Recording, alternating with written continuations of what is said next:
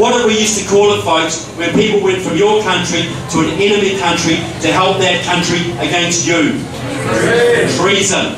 What's the penalty for treason, folks? Death. But it's happening every single day. You have people in your Congress right now allied to China and North Korea and Iran and Cuba and Venezuela and the Socialist International and the Communist Party of the Russian Federation. They swear allegiance to your constitution, but they've got their fingers way behind their back when they do it. It's happening every single day. But I don't want to depress you folks in any way, or bring you down in any way. You didn't come here for that, did you? If I thought there was no hope for your country, I'll be back in my beautiful New Zealand right now, building bunkers and stocking up on baked beans. And I'm not mocking prepping, believe me, at all. Very sensible. But I think of it this way. In 2008, the left thought they had a slam dunk. The 50 years of hard work, those old 60s revolutionaries who'd been burrowing away in your unions and your Democratic Party and your media and your universities, they'd been burrowing away for 50 years and they finally had their ducks in a row. They had the House, they had the Senate, and their man was in the White House. And their agenda was already written out. And they were going to steamroll Middle America out of existence once and for all. They were going to have their revolution. But in 2009 and 2010, something miraculous happened. Guess what that was? Tea Party. The Tea Party. The 9/12ers. Led back the Conservative Republicans. They all got together and they marched and they blogged and they emailed and they agitated and they put some spine into the GOP and they took back the House in 2010.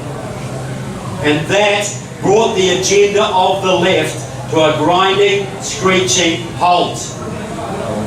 And some of you wonder why they hate you, why they call you dirty names.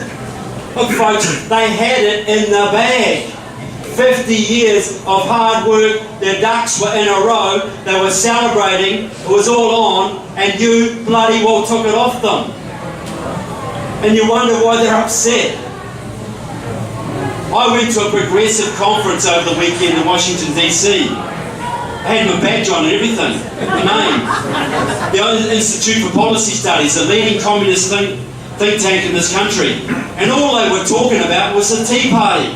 And those conservative Republicans taking back the state houses. That's all they were, that's their big focus.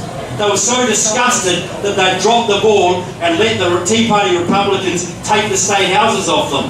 Because that's where the power is. If they would only realise it. See, what you guys did, whether you understand it or not, and I'm sure a lot of you don't, is you actually saved your country. Because you had not done what you did, all of the Obama agenda would be in now. Card check, cap and trade, Obamacare would be in now. The illegals would be voting in 2016. The whole lot would be in. Thank you. Much appreciated. I hope it's not alcohol. I hope it's not spiked.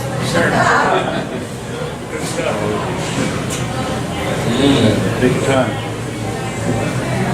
But you guys, look, I know how hard it is in the movement, especially in a place like Connecticut.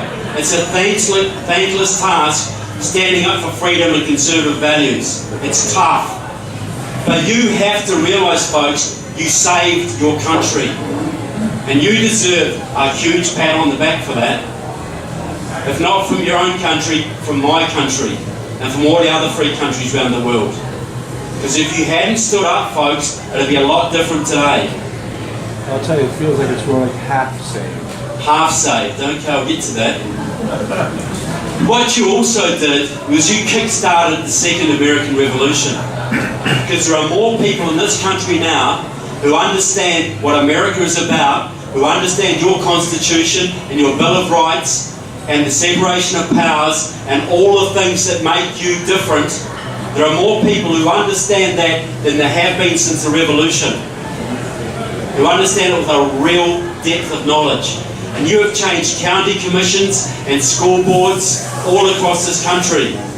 And you have taken back a whole bunch of state legislatures. And now that's so important, folks, because this is not a unitary country, no matter what Obama thinks. This is a federation of independent states. And you have enabled a whole bunch of states to basically give the finger to the federal government.